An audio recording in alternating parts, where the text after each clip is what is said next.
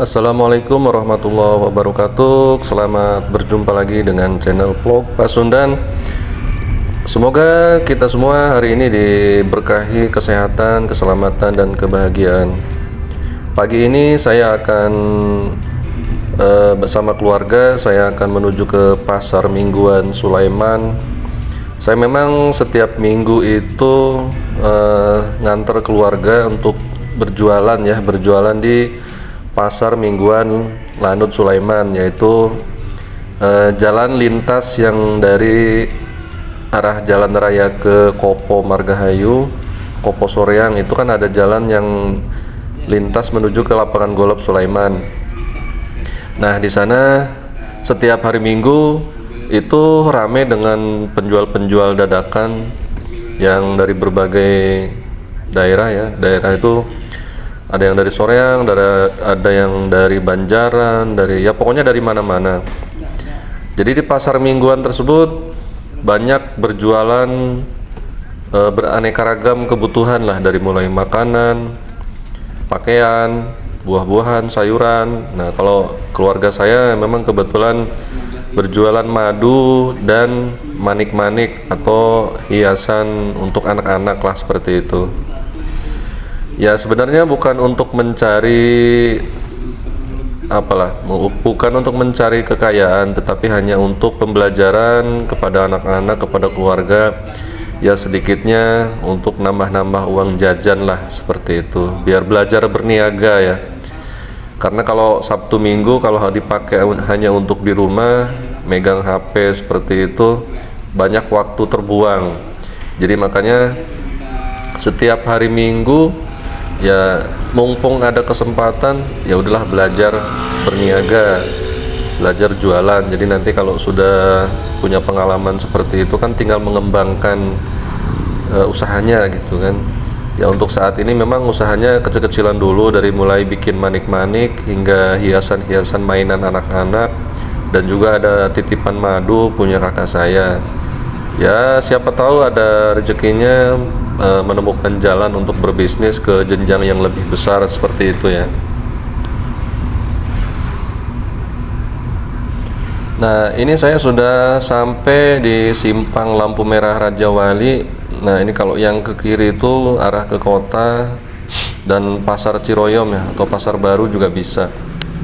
Itu yang dari kanan tuh arah dari Cimahi. Saya setiap hari Minggu berangkat pagi-pagi, setengah 6 itu harus sudah berangkat, karena nanti di pasar itu kalau kita berangkatnya siang takutnya lapak punya kita diserobot sama orang lain, karena memang di sana itu tidak ada kapling-kaplingan seperti itu ya. Jadi kalau ada yang lahan kosong, kalau ada yang mau jualan di lahan kosong tersebut, ya dipersilahkan dengan catatan seizin pengelola area tersebut. Kebetulan memang pengelola di sana itu ya teman-teman saya juga, jadi saya istilahnya mendapat kemudahan lah untuk masuk ke akses tersebut. Jadi jualan di sana itu tidak seharian penuh, jadi hanya dari hitunglah dari jam 7 sampai jam 11 udah ibaratnya sudah panas. Ya, kita udah mulai kemas-kemas untuk pulang kembali ke rumah. Karena kalau seharian di sana, itu kan di sana tuh targetnya sebenarnya awalnya hanya karena banyak yang jogging, banyak yang olahraga, banyak warga yang jogging rame, sehingga ada kesempatan untuk menawarkan jualan-jualan seperti makanan, sarapan, minuman, seperti itu ya. Dan saya rasa di tempat-tempat lain juga sama, kayak di Gasibu, terus di mana itu, Pusenip, terus di lupa saya namanya ya, di tempat-tempat di area terbuka yang lahan itu digunakan untuk jogging, itu biasanya di situ banyak yang jualan ya teman-teman. Awalnya memang seperti itu, di situ banyak yang jogging, disitulah buka lapak untuk jualan gitu. Awalnya dulu sih saya tidak berminat gitu, tidak berminat untuk membuka lapak jualan, walaupun memang dalam hati kecil ada kepikiran gimana kalau saya buka lapak aja di tempat tersebut gitu. Cuman memang Ya itulah namanya jalan hidup ya. Pada saat dulu kita punya modal uang banyak untuk membeli bahan-bahan yang mau dijual, kita nggak ada niat untuk berjualan. Tapi ketika kita sudah nggak punya uang seperti sekarang ini, niatan tersebut muncul, makanya dipaksakan, ya udah yuk kita belajar jualan gitu kan. Karena kalau nanti hanya mengandalkan gaji, ya hidup ini hanya gini-gini aja gitu kan. Makanya tak kasih kesempatan buat anak-anak untuk belajar berniaga supaya kedepannya bisa punya ilmu, bisa punya pengalaman untuk menjadi pengusaha yang sukses seperti itu. Karena pengusaha sukses juga tidak ada yang langsung sukses di atas gitu. Semua juga berawal dari nol. Makanya ya saya sama keluarga mulai merintis lah dari nol. Nggak apa-apa, udah seusia sekarang, udah kepala 5 juga. Yang penting kita punya niat kedepannya untuk niat maju, tidak mengandalkan, tidak pasrah dengan keadaan. Ya udah kita coba gitu kan. Nah, berhubung di lampu merah Pasir Koja itu agak sedikit lama ya kalau menunggu, makanya ini saya berputar di jalan terusan Pasir Koja, putar balik seperti ini. Nanti di depan lampu merah itu langsung belok kiri, jadi nggak ngantri di antrian lampu merah ya. Karena ini masih pagi, masih bisa mutar balik seperti ini. Jadi kalau udah siang, apalagi di hari-hari kerja, udah sama-sama padat, jadi kayaknya susah untuk mutar balik di situ. Nah, jadi seperti ini ya suasana pagi di perempatan Pasir Koja, Bandung. Sebenarnya saya tiap hari memang melewati jalur ini karena dari rumah ke kantor itu ya satu rute arah ini ya. Di sini memang Jalan Soekarno-Hatta ini memang jalan poros yang menghubungkan Kota Cimahi dan Cileunyi, Bandung Timur. Nah, di jalan mana ini? Jalan Soekarno-Hatta ini nanti di depan itu banyak bis-bis yang ke arah Sumatera ya teman-teman. Jadi kalau teman-teman mau ke arah Sumatera, naiknya dari area Soekarno-Hatta ini nih. Nah, ini di depan ada bis Sari Harum itu yang ke Palembang ya. Dulu pertama kali saya ke Palembang itu tahun 2001 ya, naik bis Sari Harum ya dari Soekarno-Hatta ini.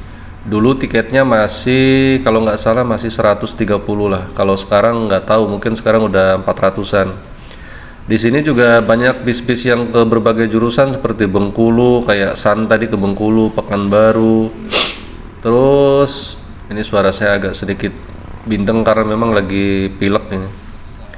Nah, di sebelah kanan ada Limbersa. Limbersa itu 5 bersaudara, itu arah ke Palembang ya, Bandung Palembang. Tiketnya kalau nggak salah sekitar 400-an. Kalau nggak salah ya, saya soalnya belum pernah gitu ya. Kemudian ada yang banyak sih bis-bis di sini, ada yang ke Padang. Nah, ini Lorena. Mobil bis Lorena itu ke Padang, Pekanbaru dan ke Medan ya.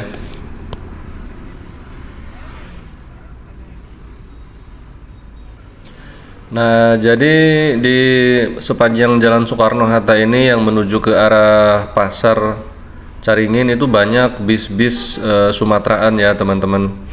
Jadi kalau teman-teman mau ke Sumatera, mau ke Lampung, Palembang, Padang, Bengkulu, Jambi, Pekanbaru, Medan, bahkan Banda Aceh, semua bis di sini ada, lengkap.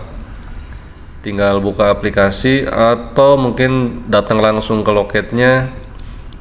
Ya lebih tepatnya sih datang langsung ke loketnya, jadi bisa tanya-tanya kan.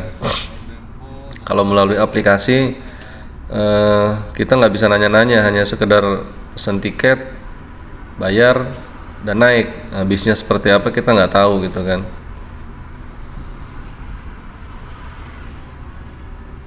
Oke teman-teman, ini kita sudah sampai di simpang perempatan lampu merah flyover Kopo ya. Jadi di flyover Kopo ini menghubungkan 4 arah.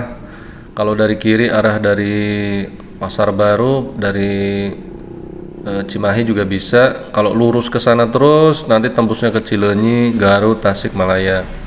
Saya akan mengambil ke kanan, yaitu mengambil arah ke Kopo Margahayu Soreang. Kalau siang memang di sini tuh agak macet ya teman-teman, karena di samping volume kendaraan yang cukup banyak juga kadang-kadang suka malesnya itu suka banyak yang banyak angkot yang nongkrong di pinggir jalan ngetem kayak gitu. Itu kan sebenarnya bikin macet gitu ya, cuman ya memang mau gimana lagi, memang kehidupan mereka adanya di jalan gitu. Cuman kalau sekarang Bandung itu nggak terlalu banyak angkot karena ya penumpangnya juga udah jarang kan. Jadi penumpang itu sekarang, orang-orang sekarang itu lebih memilih menggunakan sepeda motor. Mungkin ya saat-saat tertentu aja mereka menggunakan angkot atau angkutan umum lainnya lah. Ya kayak saya mau kemana-mana saya lebih suka naik motor sebenarnya kan, daripada naik mobil atau naik bis. Karena di samping kalau naik bis itu saya suka mabuk deh, jujur aja. Naik bis, naik travel itu kadang-kadang suka mabuk. Ya itu tergantung ininya juga sih, tergantung jalannya juga. Kalau jalannya banyak kelokan gitu kan, bulak belok, otomatis kan puyeng itu kepala. Tapi kalau jalannya lurus-lurus saja mungkin enggak. Kayak seperti ke mana? Dari Bandung arah ke Jakarta mungkin nggak terlalu, tapi kalau dari Bandung arah ke Tasik banyak kelokan seperti itu pasti mabuk ya. Nah ini kita udah masuk ke Jalan Kopo Margahayu Soreang ya. Di sini tuh sebelum ada jalan tol Seroja, ini jalur ini macet parah ya. Karena memang satu-satunya akses yang menuju ke Soreang, Ciwidey, terus Banjaran, Pangalengan dari arah kota itu pasti melewati sini. Kalau dari arah utara, dari arah barat ya. Kalau di arah barat mungkin ada jalan yang melewati apa itu Stadion Jalak Harupat ya. Dari Cililin, Cimahi, bukan Cimahi, Cililin, terus Lewi Gajah, tembusnya ke Soreang, Jalak Harupat.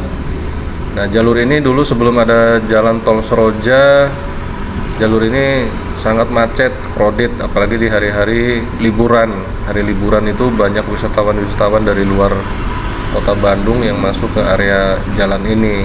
Makanya dibuatkan jalan tol Seroja. Tapi yang namanya di kota Bandung itu kan kendaraan sudah semakin padat ya. Sementara kota Bandung ini untuk pelebaran jalan sudah susah karena udah mentok, kiri kanannya tuh udah mentok banyak bangunan. Beda dengan kota-kota di Sumatera. Kalau kota-kota di Sumatera itu kan apalagi kota itu sudah ibaratnya dibangun di tahun 2000-an ke sini, itu sudah menerapkan peraturan bahwa boleh mendirikan bangunan jarak dari jalan raya itu 10 meter ke belakang. Nah seperti itu. Jadi untuk akses mobil mau ke toko mau ke ruko seperti itu ada disediakan lahan parkir. Nah kalau di Bandung ini saya nggak pernah ngeliat gitu bangunan-bangunan yang jaraknya 10 meter dari bibir jalan. Kebanyakan ya mepet ke pinggir jalan ini seperti ini. Jadi apabila kita mau belanja menggunakan mobil, otomatis mobil parkirnya di pinggir jalan ya teman-teman. Beda banget ketika orang Bandung pergi ke Sumatera ya, ke Palembang, Pekanbaru. Itu ruko-ruko itu minimal dari bibir jalan jaraknya 10 meter ke belakang. Jadi kita bisa masuk ke lahan parkir. Tidak parkir di pinggir jalan seperti ini. Ya, kalau Bandung kan memang kota lama ya, kota lama, dan dibangunnya juga tidak memperhatikan 10 tahun dan 50 tahun yang akan datang gitu. Pada saat ke depan itu orang hampir semua punya mobil seperti saat ini nih. Sekarang itu kan hampir semua orang ya yang tempat tinggal di kota yang penghasilannya menengah ke atas hampir punya mobil semua lah. Bahkan ada yang 1, 2, 3 di rumahnya itu. Jadi pada saat liburan panjang atau mudik lebaran, semua yang punya mobil keluar semua dari rumah, ketemu semua di jalan raya. Akhirnya jalan raya jadi macet, dan bukan macet lagi, kadang-kadang jalan raya jadi tempat parkir terpanjang di dunia gitu, karena nggak bisa bergeraknya jadi tempat parkir akhirnya kan. Ini obrolan saya jadi kemana-mana ya teman-teman, nggak apa-apa ya, sambil ngisi waktu sebelum sampai ke tempat jualan. Jadi saya ngoceh dulu aja lah seperti ini. Di samping saya belajar ngoceh juga kayak orang-orang di youtuber-youtuber yang udah hebat, ya saya belajar ngoceh dulu lah. Ya dalam artian belajar ngoceh itu bukan berarti ngoceh sembarangan yang nggak ada artinya ya. Ya belajar setiap kata yang diucapkan, setiap bahasa yang diucapkan itu harus memiliki makna yang pasti dan makna yang berarti gitu. Oke teman-teman, saya kembali ke inti tadi. Jadi pagi ini saya mengantar keluarga untuk berjualan di pasar mingguan Lanut Sulaiman ya. Jadi di pasar mingguan Sulaiman itu sepanjang jalan kurang lebih 3 km kalau nggak salah lah, 3 km itu sudah dipenuhi orang-orang yang berjualan ya, dari mulai jualan pakaian, jualan mainan, makanan, minuman, buah-buahan, sayuran, macam-macam adalah di sana. Jadi kalau teman-teman yang tempat tinggal ada di seputaran Bandung, Soreang, Kopo, Margahayu, Ketapang, ya kalau hari Minggu silahkanlah jalan-jalan ke Jalan Lanut Sulaiman, itu banyak jualan, hitung-hitung olahraga sambil cuci mata gitu ya. Karena dulu sebelum Covid itu yang jualan itu sebenarnya di dalam lanut, di dalam pagar lanut. Cuman setelah Covid kan nggak boleh orang sembarangan bisa masuk ke dalam. Nah, sementara orang-orang yang penghasilannya dari jualan, dia tetap harus jualan. Makanya akhirnya dikasih akses jalan yang ada di luar saja, di luar markas lanut gitu ya. Nah, ini di depan ini. Nah, ini kita masuk ke jalan akses masuk ke lapangan golf Lanut Sulaiman. Nah, di sepanjang jalan ini nanti kita lihat di depan sudah ada jualan apa aja gitu di depan. Nah, ini berhubung ini teman-teman saya, jadi saya permisi numpang lewat gitu ya teman-teman. Nah, dari mulai sini sudah nampak yang jualan tuh, di sebelah kanan ada yang jualan rambutan.